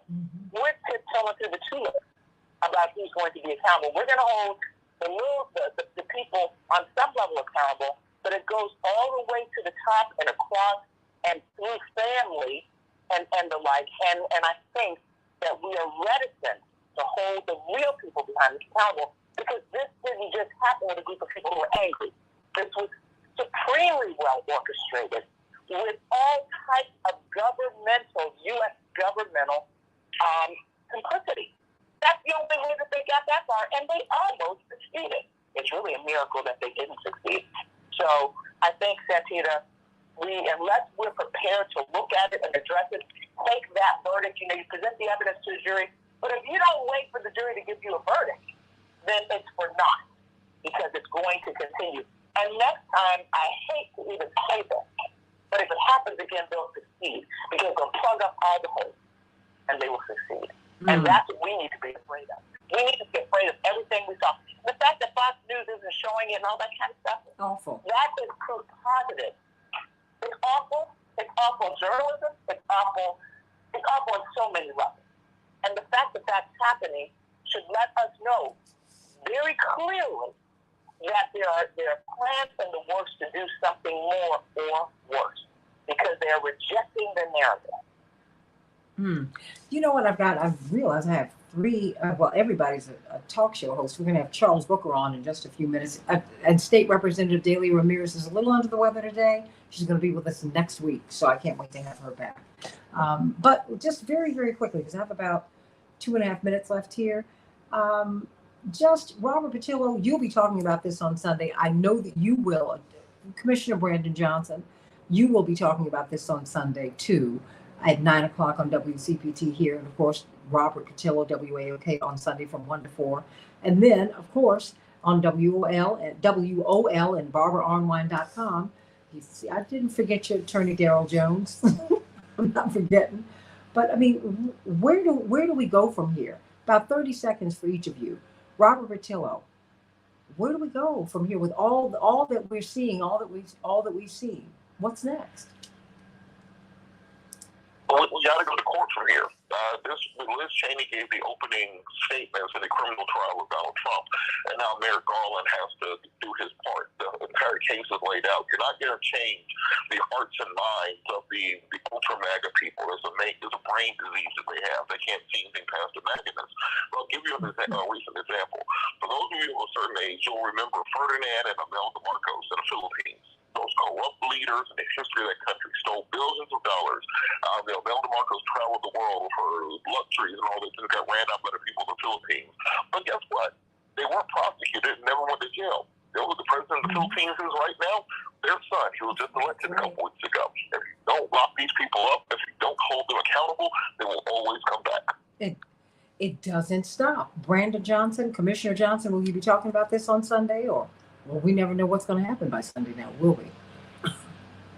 That's true. It depends on what happens on Friday or on Saturday. So I think, first of all, we do have to make sure that these folks are held accountable. These hearings are enough. Let's take it to court. But also, I don't want to sound cliche, but we have to continue to elect good people. I'm happy to support my brother, Jonathan, to be being a part of a movement we both were delegates of Bernie Sanders in 2016. We have to have people who are sensible, reasonable, and see the world through a progressive lens. And if we continue to do that at the local level, because keep in mind, Santita, many of those folks that stormed the Capitol were local elected officials, right? So we have to begin to shift our focus not just on federal dynamics, but electing good people at the county level, at the city level, school boards, et cetera, et cetera. Let's make sure that Jonathan and Delia are representing the state of Illinois in the next congressional dynamic in another year. Amen to that. Coming up, Charles Booker. But before we go, got 30 seconds for you, Attorney Daryl Jones. WOL every Tuesday. You all are at noon Eastern Standard Time. You and Barbara Online, BarbaraOnline.com. And you're going to be here in a little more than about a week and a half. Talk to me. What's next? What's next? Absolutely, Santita. What's next is we've got to be certain, and Brandon hit it out of the park, we've got to be certain we elect representatives that are representative of our interests out of our community. It's important right now. We call it the hostage. Don't let your vote be taken hostage. Go to vote.org and be certain that you're registered, that your status is in place, and that you know where you're going to vote if you're in the city of Chicago. But it's important that you exercise that right to vote. More importantly, and equally important, on Tuesday, June the 20th, come on out to the Voting Rights Conference. C.K. Hoffler will be there. Helen Butler with the Georgia Coalition of People's Agenda will be there. Latasha Brown, Black Voters Matters, will be there.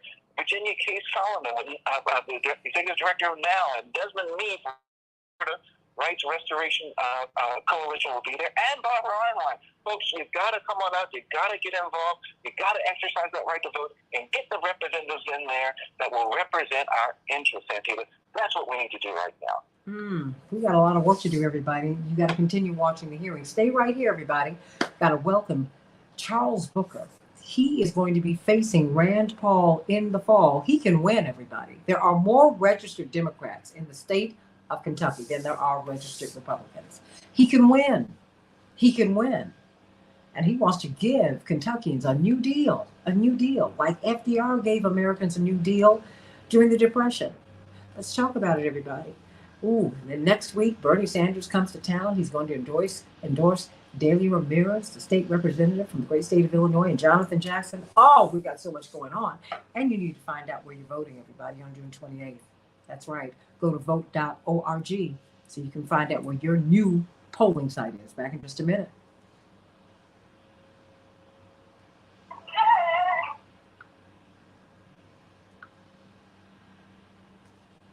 All right. Woo. See, It's Charles Booker on now. He's on the line now. I'm going to have to run pretty soon. Oh, he will be on. Because he wants to connect. I wanted to connect the two of you, right? And I want to make sure that he's connected. He probably is. I want to make sure the incoming president of the National Bar Association, Lanita Baker from Kentucky, she's Breonna Taylor's lawyer.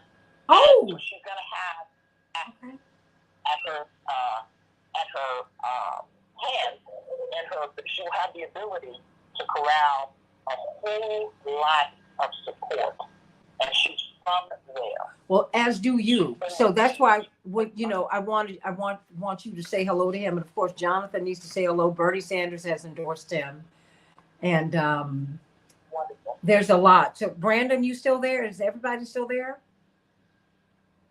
I am still here, and I was endorsed in 2018 before Booker and Johnson, by the way, just for the record. Jonathan, you there? Oh, I got it first. Johnny, you there? I want to say thank you to my dear friend, Commissioner Brandon Johnson. Is that where you're leaving it, Johnny? You're welcome, Jonathan. That's where I'm leaving it. No, it's so simple. Oh my gosh. Really. They are so simple. And remember, everybody on Facebook Live now knows just how simple all of you are. And we vote for you. We vote for you, Brandon. I wish I could vote for Jonathan. I'm in the 2nd district. Darn it. That's all right. And we have a lot of friends in the 1st district, though. We have a lot of folks in the public schools. They're voting for Jonathan. Okay, let's get these votes out, Brandon. And Jonathan, there are at least, even like this, even though I can't vote for you, there are at least 3 contributions. People around the country and the world can contribute. So even though we can't vote for Representative Booker's on the line. Okay, well, wait a minute, everybody. Let's meet Representative Charles Booker. Representative Booker? Yes, ma'am. Good morning. How are you? You know what? I've got my brother Jonathan, who's running for Congress here. Bernie Sanders is coming in next week to endorse him, and State Representative Ramirez. But remember, I wanted you to meet C.K. Hoffler, who is the chair of Rainbow Push, the immediate past president of the National Bar Association. You've got to be connected. Commissioner Brandon Johnson, one of the big politicians here in Chicago, Attorney Darrell Jones from the Transformative Justice Coalition, and the Southeastern Regional Director for Rainbow Push. I want you to get a big hug from everybody this morning. But CK, you need to say something to former State Representative Booker right now. Absolutely. Good morning, and I'm so delighted that you're running. You're going to win. We're claiming the victory. I want to make sure that you're connected to Lanita Baker. She's the incoming president of the National Bar Association. So I'm the immediate past president, but she's the incoming president. And with that, she has the ability to corral lawyers, not just in Kentucky, because so many people support you, but to Coming back in 20 seconds. So if you're not connected with her, I'm going to connect you with her today. Her name is Lanita Baker. She's from Louisville, Kentucky. And she's about, in July, she will become the president of the National Bar Association. So I just wanted y'all to connect. Okay. Thank you so much. Thank you.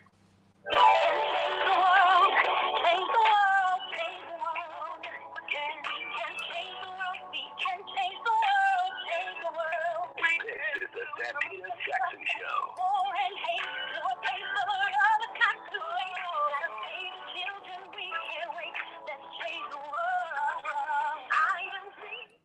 Boy, we are excited today. What a rich show we've had as we've been talking about the January 6th hearings, and we're still in the midst of the midterms. I mean, while all of this is going on, while we're talking about inflation and Ukraine and Russia and what are we going to do?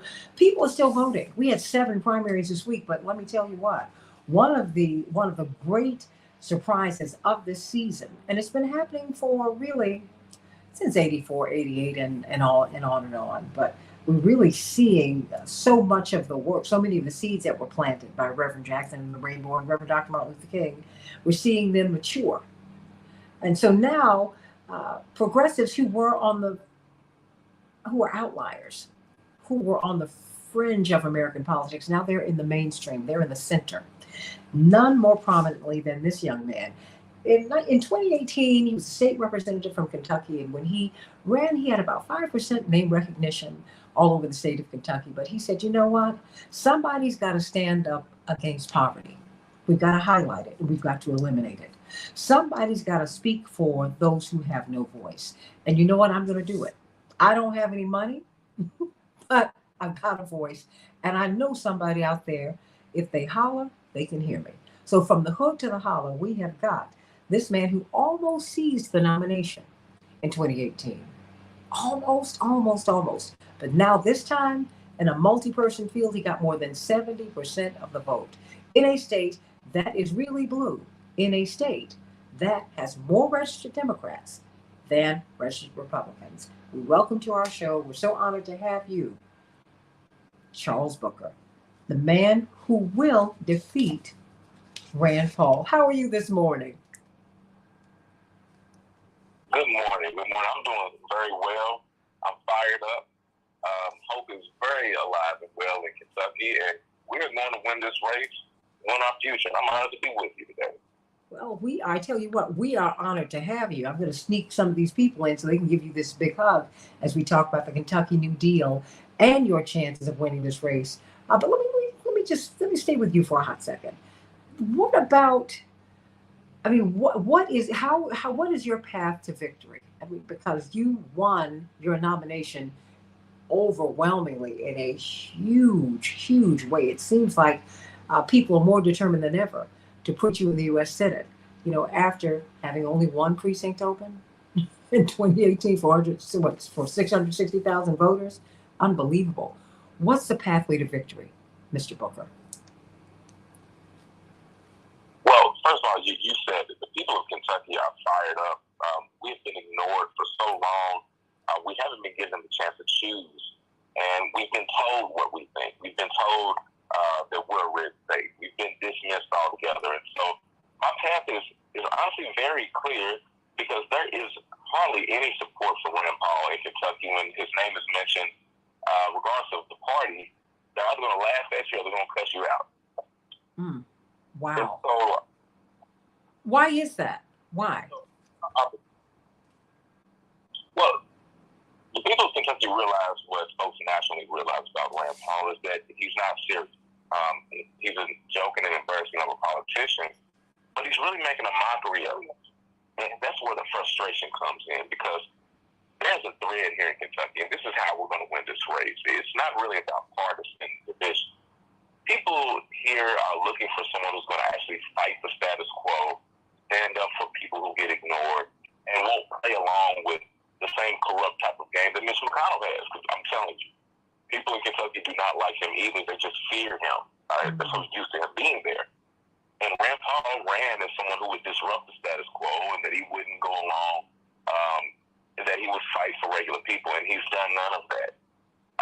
And instead, he's really just embarrassed us. And so I'm taking a stand in the vein of saying, look, we do need structural change, but we actually need it. And we need the government to work for us. We need to end poverty. We need to make sure that everyone can live a gainful life, no matter where you're from the hood to the holler. And I'm using storytelling. We're building community. We're using the foundation of organizing on common bonds. Like you said, the power of the movement that Reverend Jackson really helped to lift up. And I stand in that legacy because it's true. If you speak to people, meet them where they are, lift up our common bonds, and address structural racism head on, you can build a coalition that can win races and win our future. And that's exactly what we're doing. Well, how are you able to speak across the color line, even partisan lines? What are you saying? I mean, you've been presenting people a new deal, which really did benefit everybody. Not Black people as much as it could have, but it really did lift America up out of the hole back in the 20s and back in the 30s and the 40s, and moved us into a prosperous era. What are you saying?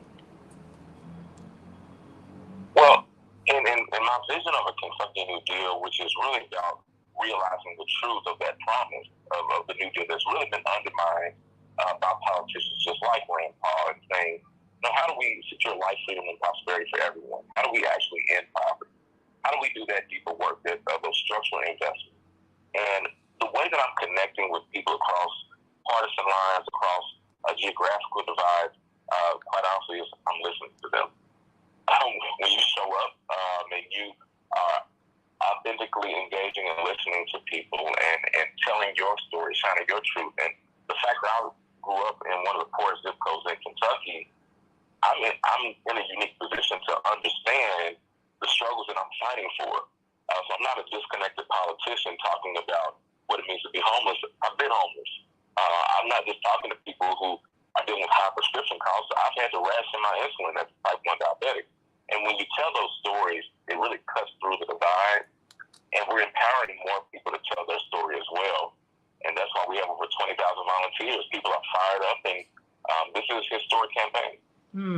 Before she goes, Attorney C.K. Hoffler, the immediate past president of the National Bar Association, she was saying that one of your future constituents is about to become the president of the National Bar Association. Attorney C.K. Hoffler, how can we support Charles Booker?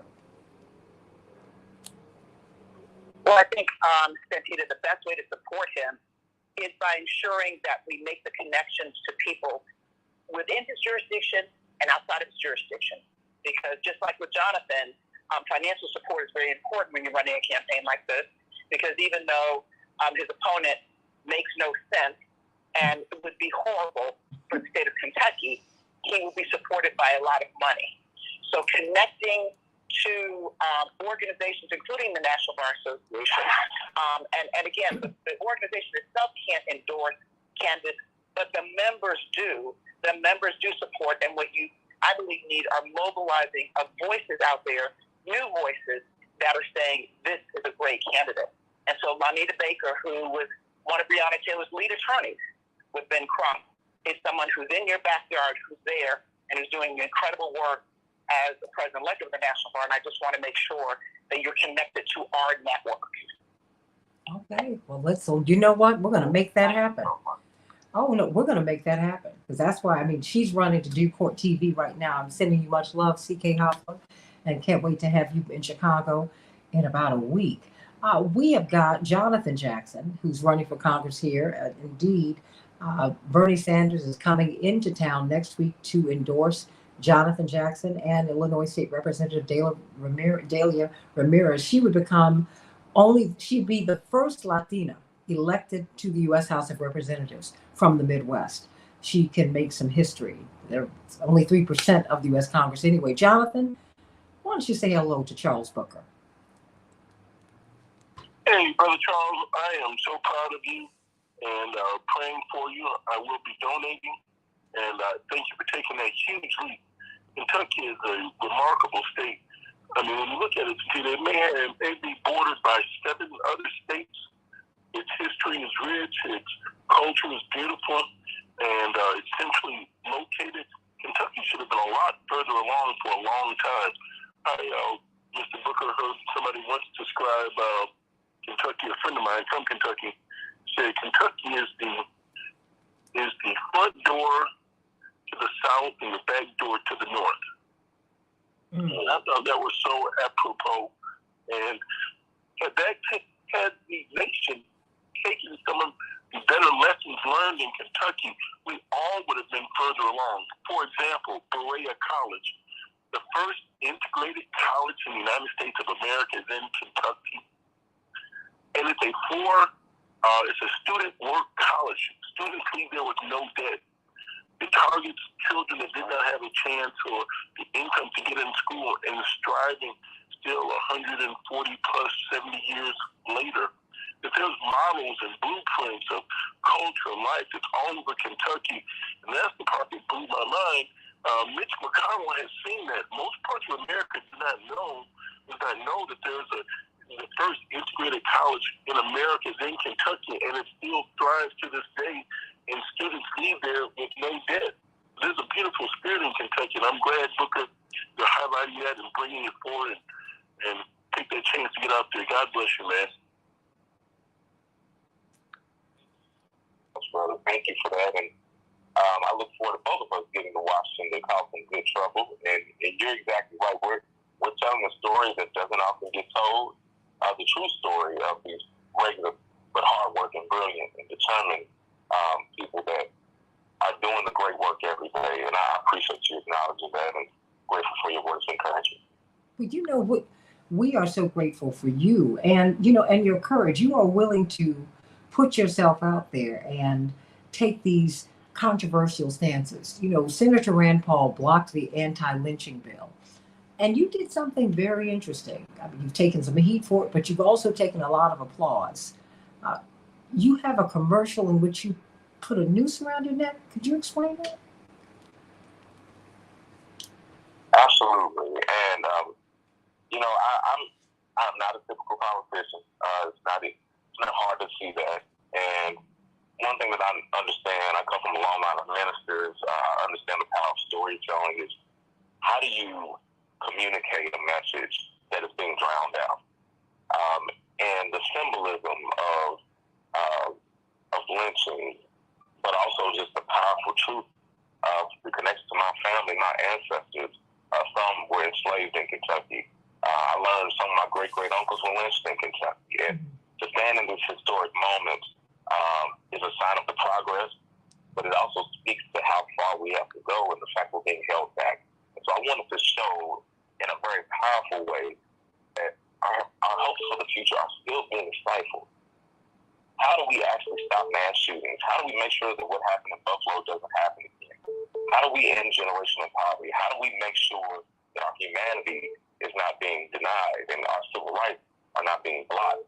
How do we do that work if we won't face our deepest ills? And if there are politicians like Rand Paul who weaponize them every step of the way? And just a little over a week ago, there was a domestic terrorism piece of legislation brought forward to address white supremacy and the acts that happened in Buffalo. Rand Paul voted against it because he said there's interracial marriage now, that we don't need to worry about it now. And so I'm just calling out the pain so that we can heal together. Wow. But what was the criticism?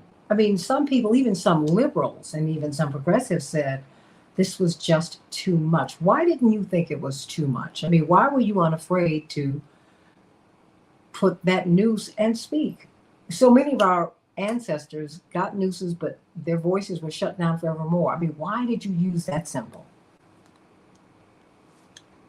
Yeah, you know what? It fell in my spirit. This was my idea, and I honestly had to convince my team to let me do it.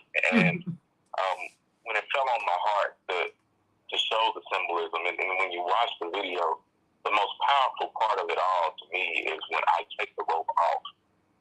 And to me, that symbolizes us collectively saying that we're going to choose healing together. We're not going to let structural racism beat us.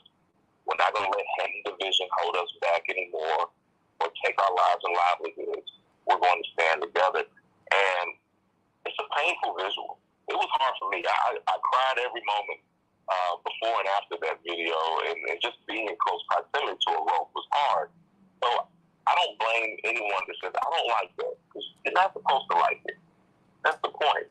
We got to look at the things that we try to ignore so that we can move forward. And my hope is that it sits in the spirit of people, whether they initially had a positive response or not, and really deal with the fact that hate and bigotry and racism are really driving us off the cliff and cutting off our pursuit of democracy.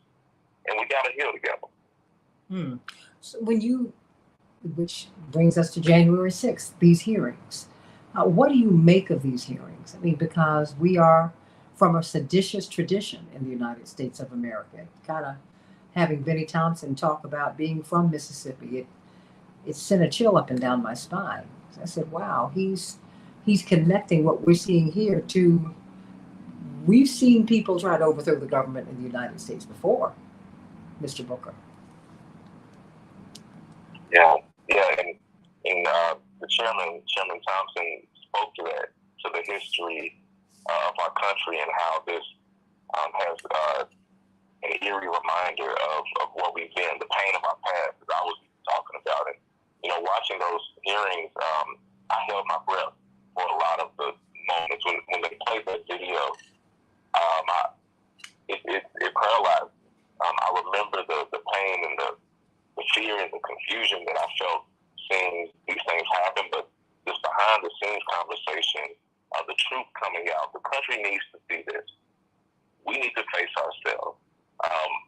I joined a whole lot of people in saying the hearing should have happened immediately, but I understand how things work, and that things don't always move swiftly in government, which is a problem at times, but I'm glad that this is finally happening, and I appreciate that it was a bipartisan effort, which is very, very rare, to show the truth.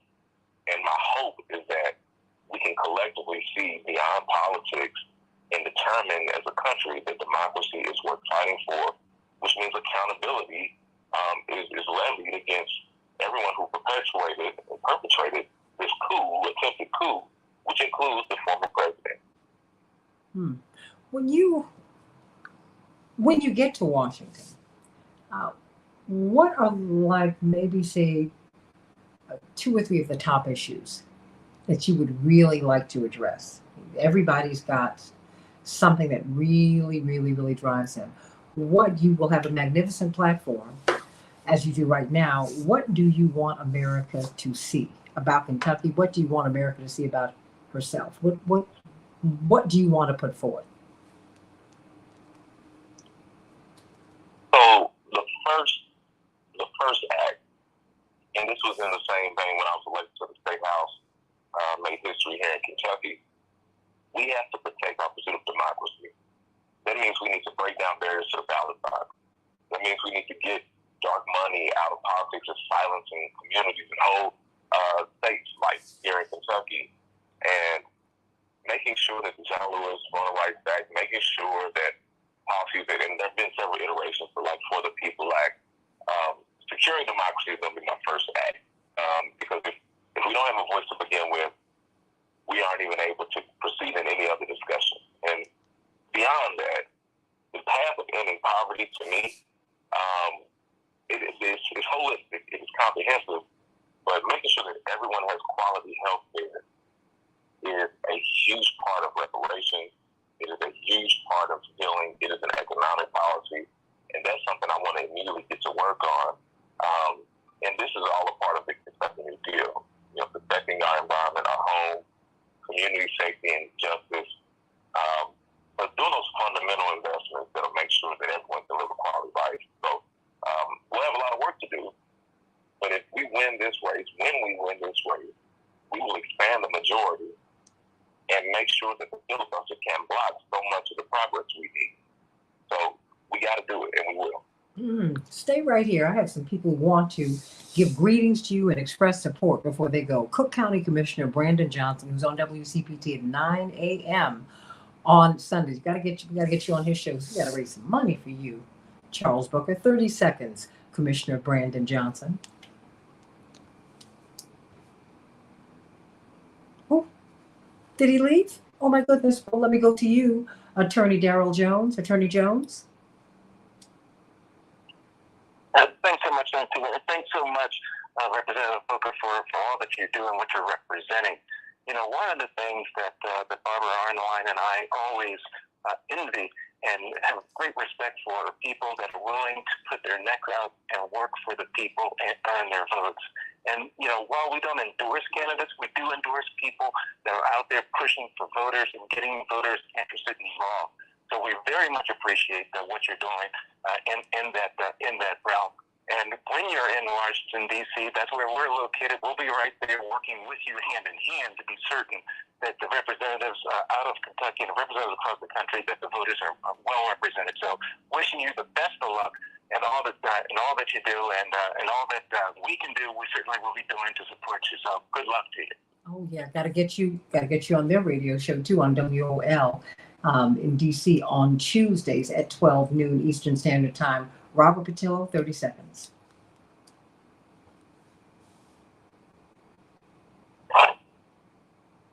Well, you know what?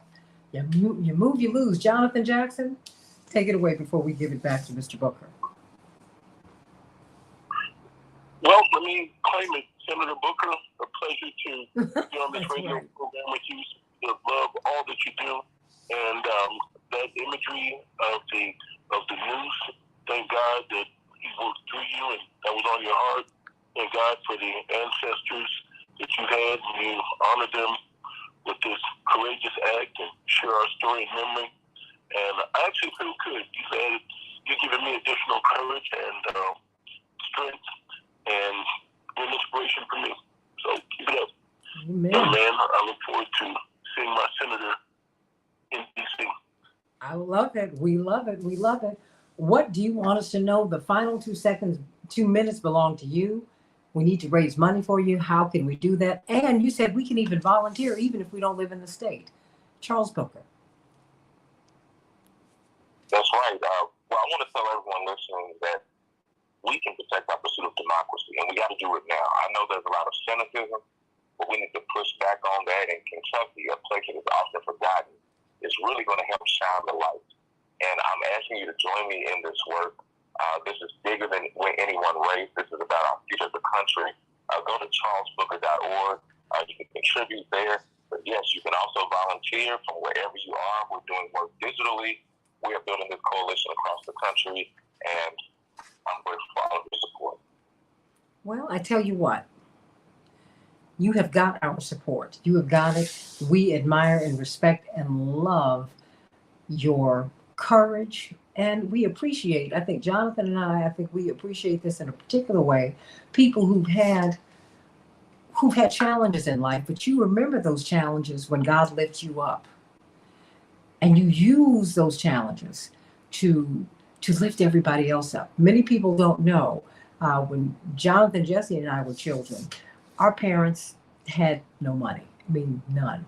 And our parents' first home, Mr. Booker, was a housing project in Greensboro, North Carolina. And in fact, the night I was born, our parents actually were homeless. They were living with the Halseys. Thank you, Jesus. And but that is part of what drives mom and dad's work today. And we thank God that your experience of homelessness, poverty, that you didn't forget anybody. In fact, from the hood to the holler, you are making sure that these faces are seen, that these voices are heard. And we thank God for using you in such a magnificent way. Charles Booker, charlesbooker.org, everybody, charlesbooker.org. You can volunteer, you can contribute. We need his voice in the U.S. Senate. There are more registered Democrats in the state of Kentucky than there are registered Republicans. We are a vote away from changing Kentucky and changing America. Charles Booker, you want to say something in 30 seconds? I just want to say amen and amen. And I'm honored to be on this journey. I'm proud we're going to shake up the world and make a history this year. Amen, amen, and amen. Sending you much love. Can't wait to be with you all on Keep Hope Alive on Sunday. In the meantime, go to charlesbooker.org. And you know what? Hey, it's my show. I can endorse people. And I'm loving this man, loving Jonathan Jackson, sending him much love. Please contribute to his campaign. Delia Ramirez, please contribute. Please contribute. These are poor campaigns with rich messages. That's right. That's right. So everybody, I love you. Hope you've enjoyed the show today. Continue to watch these hearings. You need to be involved, everybody. That's the only way that this republic works. We're not a monarchy. We're a republic. We, the people, run this nation. So you got to be in charge, everybody. You must take charge. I love you, everybody. Can't wait to be with you on Sunday and, Lord willing, again on Monday on the Santita Jackson Show. Thank you for honoring us with your presence today, Charles Booker. God bless you. God bless you. Love you, everybody. God bless. Thank you for a great show, Paul. Have a great weekend, everyone.